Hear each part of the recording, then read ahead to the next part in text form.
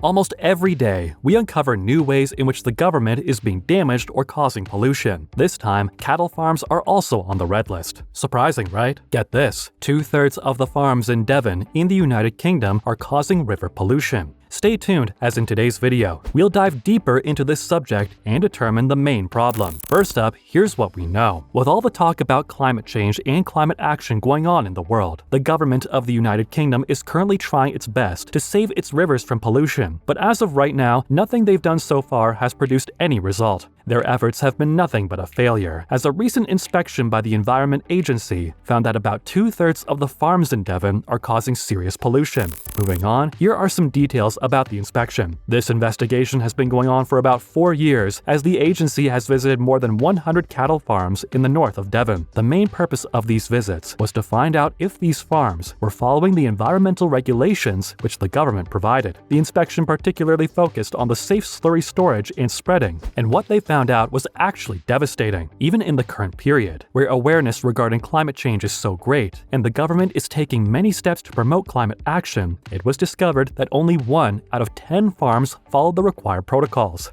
That's 90% of non-compliant farms, which is pretty scary if you think about it. And get this, the problems at 2/3 of the farms were so bad that they were causing environmental pollution. Following up, here's what the investigators had to say about this discovery. One of the members of the River Action Campaign Group, Charles Watson, said that these results accurately showed how much of a role the dairy and farming industry played in climate change. Watson also mentioned that this wasn't only a government failure, but also showed that the Environment Agency failed due to a lack of funds. Because of a minimum budget, the agency was unable to enforce even the most basic environmental regulations, which pretty accurately describes how big of a priority this problem is for the elites. What's more is that the chief executive of the Environment Agency, Sir James Devon, had some pretty shocking news to share. He revealed that, according to the data shared in their report, the farming sector turned out to be the largest sector that was harming the rivers. Up next, here's some more information about this investigation. From the report released by the agency, it appears that around 20,000 hectares of 49,000 hectares of land in Devon were investigated. This is north of the Taw estuary and includes River Caw, River Yeo, and Bradford water. As it turns out, all of these discharge into the Taw Torridge estuary. The Devon region is pretty popular when it comes to livestock farming. It has the largest cattle farms of any county in England. Interestingly, a large number of these dairy farms had increased the number of animals they had since there was a rise in the commercial pressure. But while doing so, they failed to incorporate the required protocols. This means that the farmers didn't care much about expanding their slurry storage so that it could accommodate a higher load of waste, and this ended up creating problems for the rivers present in nearby areas. Turns out that protocols require farmers to have enough storage for 5 months worth of slurry, but several farms failed to meet this requirement. Let's find out why the correct procedure wasn't followed. The inspection suggests that the farmers were aware of the regulations they were supposed to follow if they wanted to increase the number of animals on their farms. So, why did they not follow them? Well, the answer to this is pretty simple and logical even. Apart from this, there wasn't any reinforcing body present that would regulate their expansion. The measures that ensure payback aren't as direct as the farmers would prefer. These two problems uncover the jarring gap between the farmers and the policy-making bodies, which, if you think about it, is a recurrent problem in other aspects. Moving on, how can improper waste management cause problems for the rivers? So here's the thing, even though a lack of proper slurry storage might not seem like a huge problem then, it has some serious consequences. The slurry is lethal for fish in the rivers, and several reports have mentioned that hundreds of fish die due to this problem. This problem isn't only present in the north of the area, but was found in the south of Devon. A report from the south of Devon also shared similar results, where 95% of the farms weren't following environmental regulations properly, while 49% were causing river pollution. Now, here's what this report tells us. The investigation has called these findings a damning indictment of the present farming industry in Devon and the entire country. And if such results have come forward from only one region, we can't even imagine how bad the problem might be overall. From the looks of it, the problem hasn't arisen in the past 5 years or so. It's been around for over 15 years. Yikes! The effects of it must run deep and might take extremely long to overcome. The report mentioned that there was little to no regulation of these farms, farms. Can you guess why that was the case? Yep, budget cuts are the enemy of all sorts of development and improvement. What's shocking is that only 0.5% of the farms are visited in a year. This made the farmers confident that they won't be inspected anytime soon. And that's not all. The inspecting officer was often met with aggression and even threats of physical violence sometimes. Do you know what's even more problematic? Only 14 of the farms visited have confirmed that they're now following the right procedure. What about the rest? The agency didn't have enough funds to conduct any follow-up visits, and the farmers were less than willing to offer any willing updates regarding their status. Up next, here's something even more shocking. Almost all the farms which were visited were red tractor assured. You might be wondering what that is. It's a logo that ensures consumers that the farm is up to date with the regulations and is very concerned with environmental protection. Of course, a notice has been made by the agency of this problem, and apart from this, it also raises several questions regarding the credibility of this organization. Following up, what can the government do? Well, the answer to this one is pretty straightforward. They need to start funding such departments properly. We live in a world where climate action must be taken now, or it's going to be too late. Apart from this, they must also ensure that all the burden doesn't fall onto such agencies. This can be done by creating other organizations or providing resources to nonprofits doing similar work. But proper reinforcement and regulatory bodies are a must. These can serve as a bridge between the authorities and local people while ensuring that proper rules are followed. Now, you might ask, what can we do regarding this problem? Well, we can start campaigns of our own. That's right, raising awareness